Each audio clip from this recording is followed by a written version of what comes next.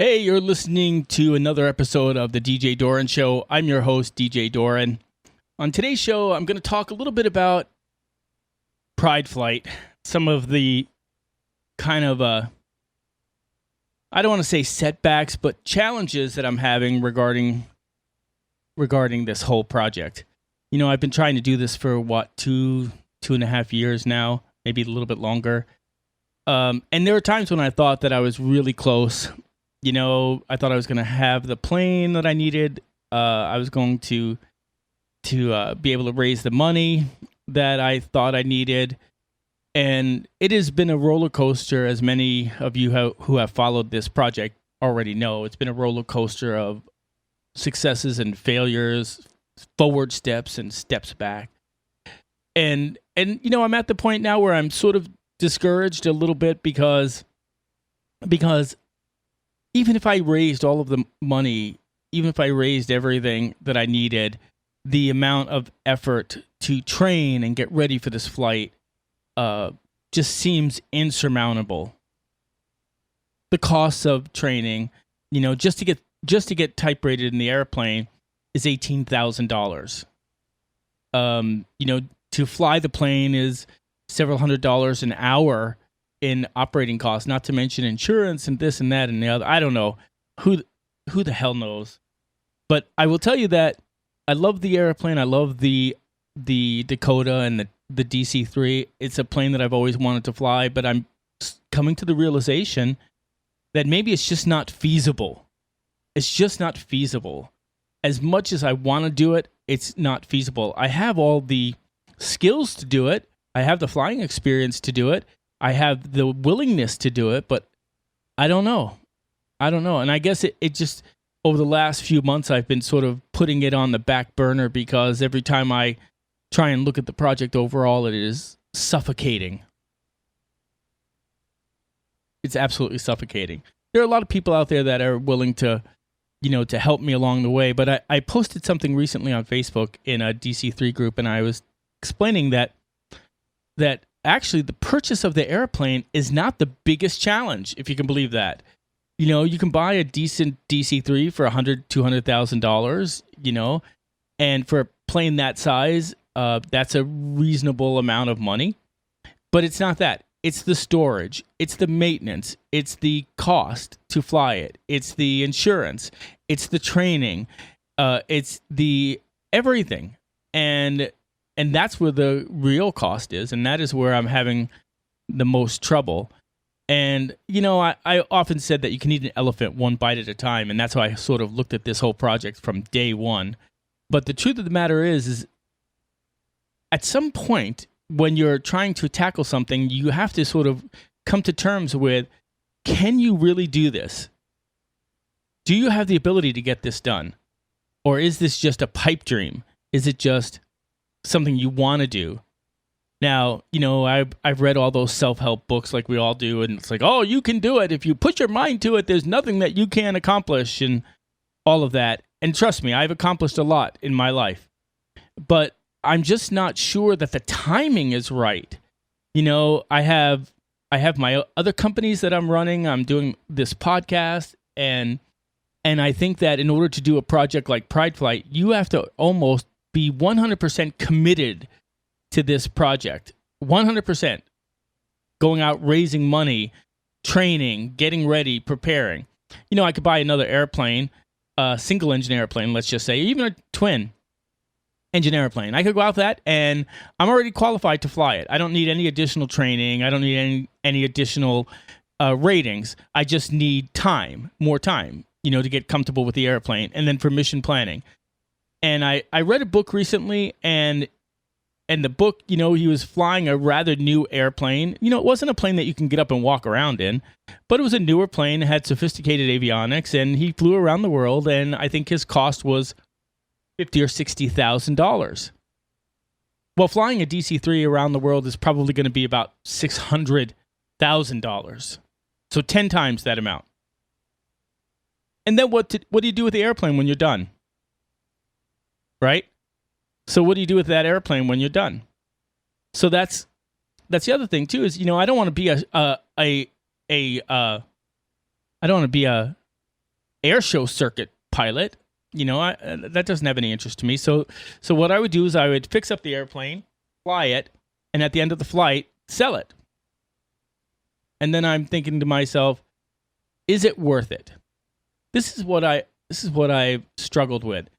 Is I've always liked to have vehicles that were out of the ordinary. Like we had our vintage motorhome. It was a Bluebird Wander Lodge, and everywhere that thing went, people stopped and looked at it and wanted to talk about it and ask questions about it. It was a head turner.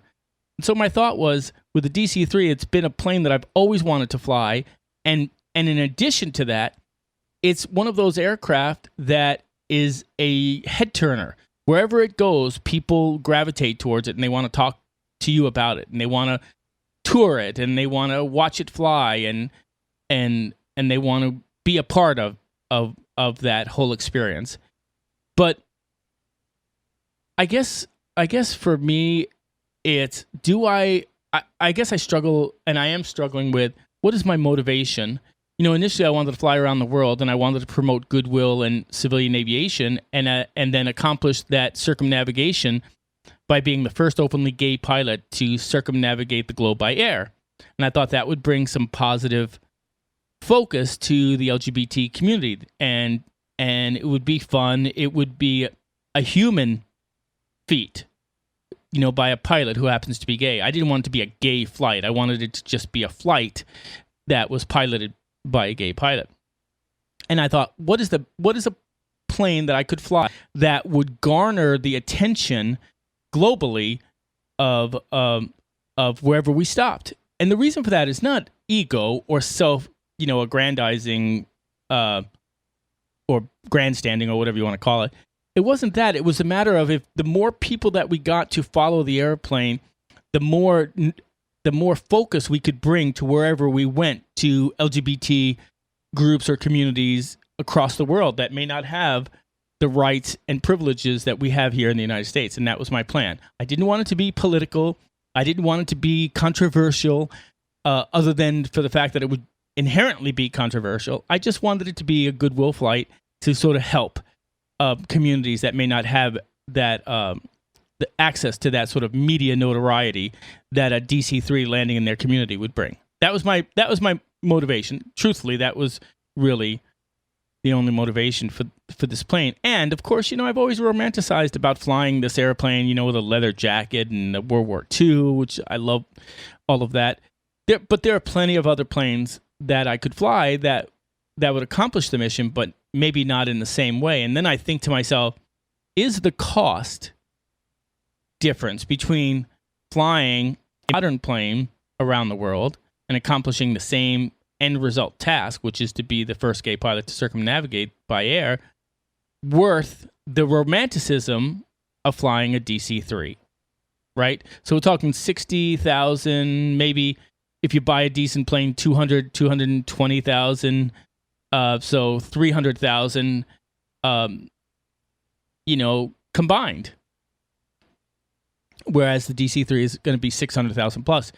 And the other side of that is, on a smaller airplane, I can fly it anywhere, and to any airport. I can store it anywhere at any airport. It doesn't have a 95-foot wingspan, so it's easy to to maintain, to store, to fly. I don't need any specialized ratings. I don't need any specialized maintenance or anything like that. So I guess I'm just sort of at the point now where I'm not sure what I want to do and where I want to spend that time. I'm not sure how I want to spend that time. And, I followed this group called Handy Flight. And, these were disabled pilots that were flying these really small single-engine airplanes around the world. Now, tragically, they had an accident. One of the pilots was killed as a result. I think it was in India. He hit some power lines. But so it's dangerous. It's dangerous on the best of days. And so I thought to myself, why am I pushing so hard for, why am I adding all of these egregious costs? And will that added egregious cost make a difference, right? Will it make a difference in the end in the project? And that is what I'm confronted with now, and I'm not sure that I know what the answer is right yet, but I know that I'm trying to figure it out. So I wanted to do a podcast to update everyone to say, all right, for now, the Prideflight project is here, but I'm not really putting a lot of effort into it, because acquiring the plane is one thing. Finding a place to keep it and then maintaining it, and then, even if I got it, I'd need hundreds, I'd need thousands and thousands of dollars in ready, available cash just to fly it, to get training. I can go out and fly my Arrow here. I belong to a flying club, and I can fly the Arrow for about $140 an hour. So I can go out and fly for 4, 5, 6 hours, and I can afford that.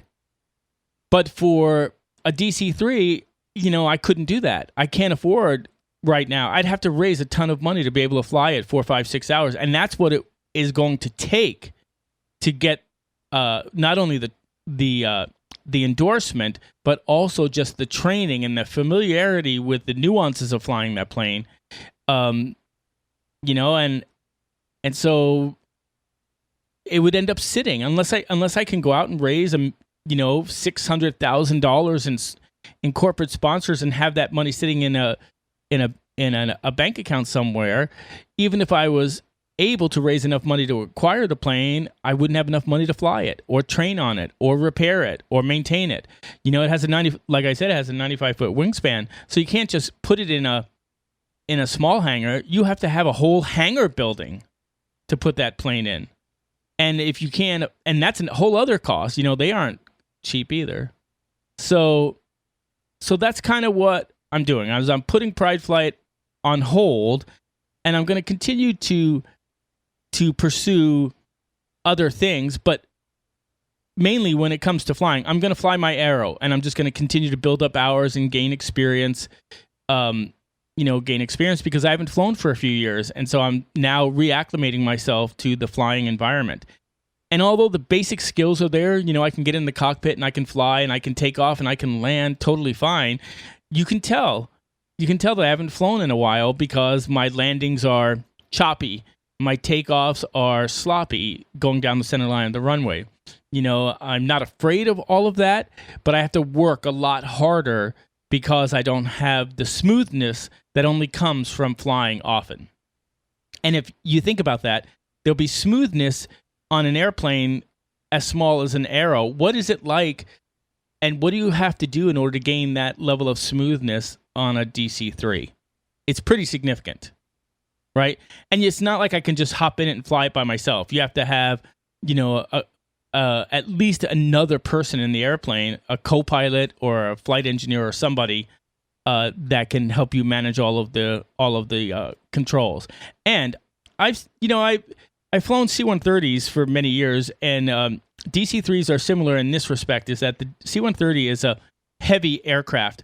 So when you engage and you actuate the ailerons, let's say, to fly, if you're not using the engines themselves to sort of assist in that, the airplane is slow to respond. So I remember flying in C-130 and when I was a young pilot, turning the yoke and literally counting to 2 before the airplane started to turn. And, after a while, when you have a lot of experience, you learn to anticipate that, so you'll turn prior to the point that you really want to turn 2 seconds prior, so that you're turning exactly when you want to. And that only comes from experience.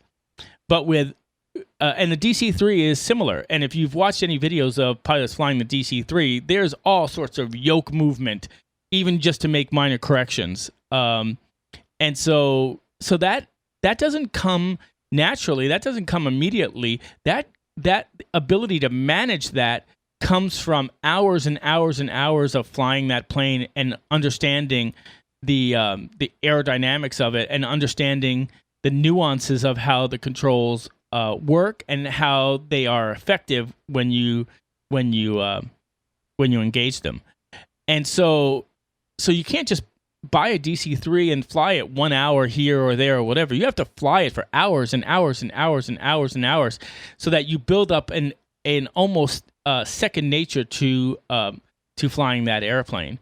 And so that means not only having it But having a maintenance crew keep it in tip-top shape or as best shape that it can be so that you can fly it regularly enough so that you can get enough experience in understanding how the airplane flies and what the characteristics of that airplane are.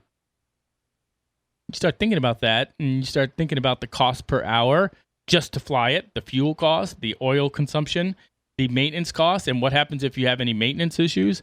Now you're talking about hundreds of dollars per hour just to fly. And so that's kind of overwhelming if you think about it, and it's disheartening because it's, you want to just be able to get in the airplane and fly, but you can't do it with that plane. So the roundabout way that I'm going to this is just to say that I don't think I'm going to fly the DC-3 around the world, as much as I hate to admit it. I can acquire the plane. I think I can do that. But I don't think I have the ability to raise enough money to fly it around the world. Now, I could be wrong. I don't know. Maybe I'm just in a moment of sort of, I don't want to say depression, but sort of a, that slow realization, and you're just like, fuck it.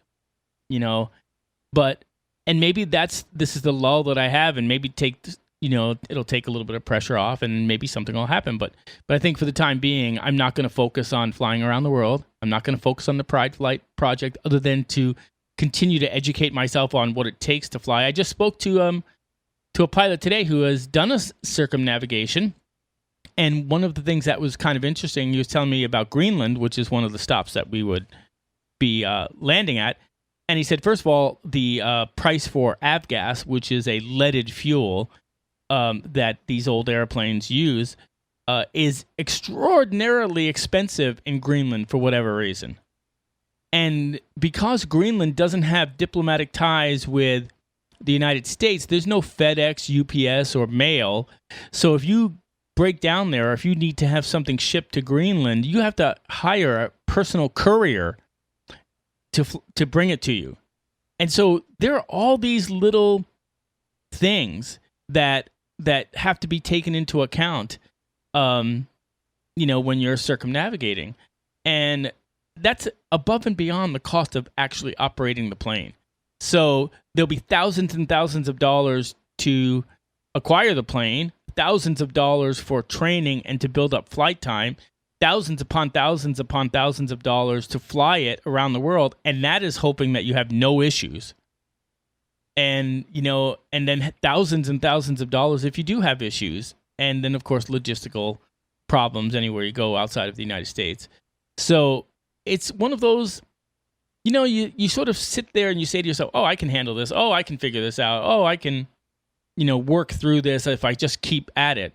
But there does come a point when you have to say to yourself, okay, I need to take a step back and I need to realistically look at what I'm doing to see if I can be successful. And truthfully, I've always been a damn the torpedoes, full speed ahead kind of guy. And so my thought was, I'm just going to move ahead and I'm going to worry about the financing of the project later. Well, no, that's not working anymore. So what happens when you do that is you move forward and you do all the things that you can do that don't cost a lot, like the planning and the thinking and the negotiating and, agreements in principle and building a team and all of that. Doesn't cost a lot of money. It's just your time. And you put in a ton of time and effort, and then you realize you have no money. You don't have the money in place. And so you can be as prepared as you think you want to be, but you can't move forward past the preliminary stages because, a project like this is going to have a lot of volunteers, no doubt, right? People that love the aircraft or love aviation or believe in your project or believe in you, and they want to volunteer their time to a degree. But there are people that are willing to help you, but they're not willing to volunteer for free, because it's a lot of work. And so you need money to have these people involved. So then it becomes a matter of, wow, I just spent months and months and months researching this and coordinating this and educating myself about that and building up this tremendous team. And then in the end, it doesn't mean anything because you don't have the money to move forward. So here's what I'm kind of thinking my next tactic is going to be. I think I've done enough planning, thinking, and team building to last a lifetime regarding the Prideflight project.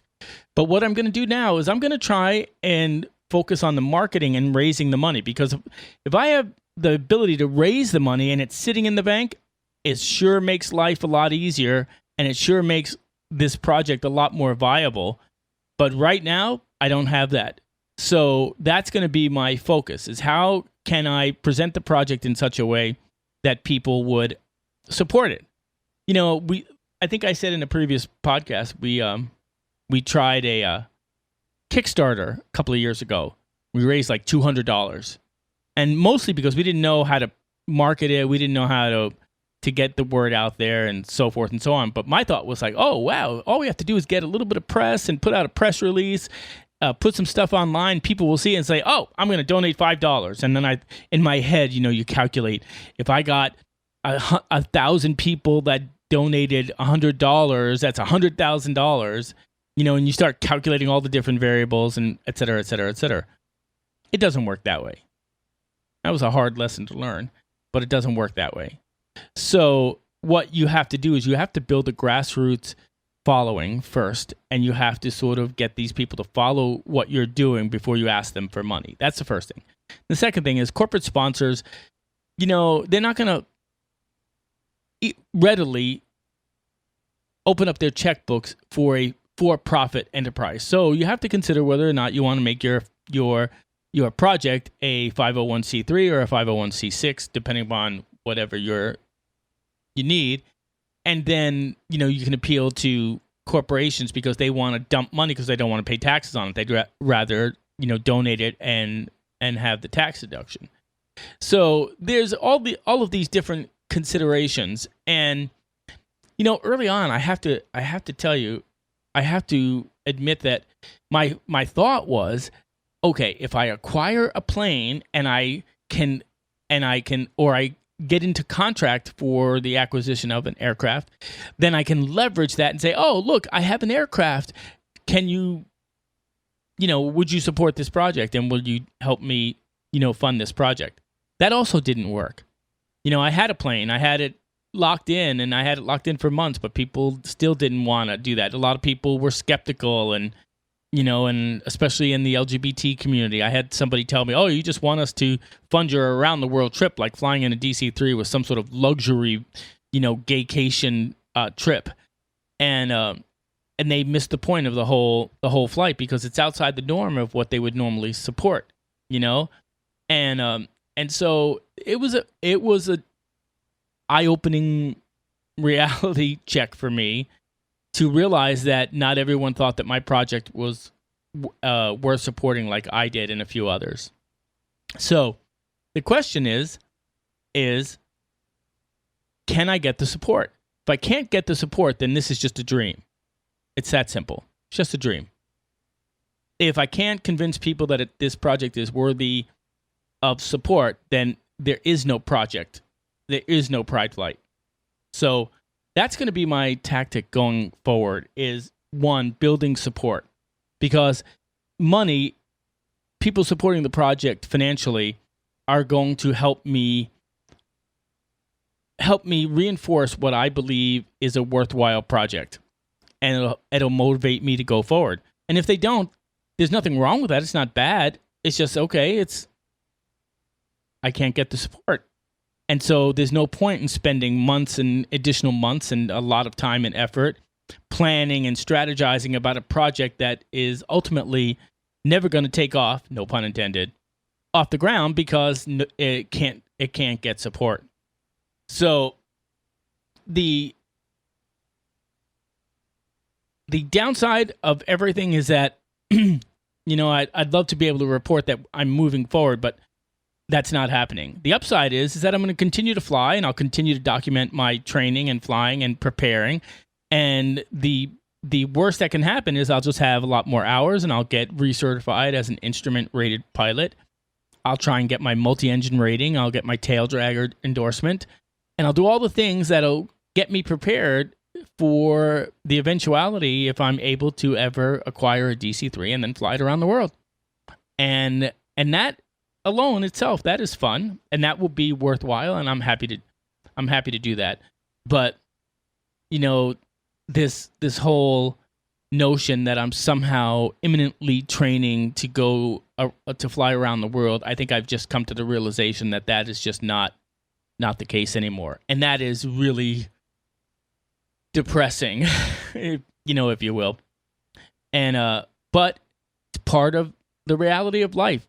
We all don't get to do what we want to do all the time, and sometimes you can try as hard as you can, and you can believe in it with all your heart and soul and mind, like I believed in this project, but you just don't have the ability to do it. Now, if I win Powerball, all bets are off, and things could change. But for right now, that's not what's happening. And so I'm gonna sign off now. This is just a sort of a modified podcast. I just wanted to provide a little bit of a Prideflight update. I hope you'll continue to listen to the podcast. We have some really cool stuff coming up. We have an interview with one of the members of BFRO, which is the Bigfoot Research Organization. And I don't know about you, but I'm really excited about that because I'm always curious about people that believe in and are hunting for Bigfoot. And then next week, we're going to have a guy on who's going to talk about UFOs. And that's something that, as a pilot, I've often said that, I've seen some pretty strange shit over the years in the air. Some stuff that you never report because you don't want to be classified as a loony. But there's definitely some strange stuff going on now. It could be military-based, or it could be scientific-based, or easily explainable. But there are some things that are not explainable, and we're going to talk to our guest about that. And then we have a whole litany of things coming down the pike that are going to be, fun shows to do. So I hope that you'll tune into the DJ Doran Show. You can follow us on social media at DJ Doran Show on Facebook, Twitter, and Instagram. You can find our podcast on almost every major podcasting platform like Apple Podcasts, Google Podcasts, Pandora, iHeartRadio, Stitcher, Deezer, and all the rest. So I hope that you'll subscribe to the show and become a listener. And until next time, I hope you have a wonderful weekend. Stay safe, and we'll see you next time on the DJ Doran Show. Have a wonderful night. You can find all of the episodes of the DJ Doran Show on our website, djdoran.com, or on iHeartRadio, Apple Podcasts, Google Podcasts, Spotify, Pandora, SoundCloud, Stitcher, Deezer, CastBox, and Podomatic, or wherever you listen to your favorite podcasts. Be sure to subscribe to get the latest episodes as they are available, and be sure to follow the DJ Doran Show on Twitter, Instagram, and Facebook.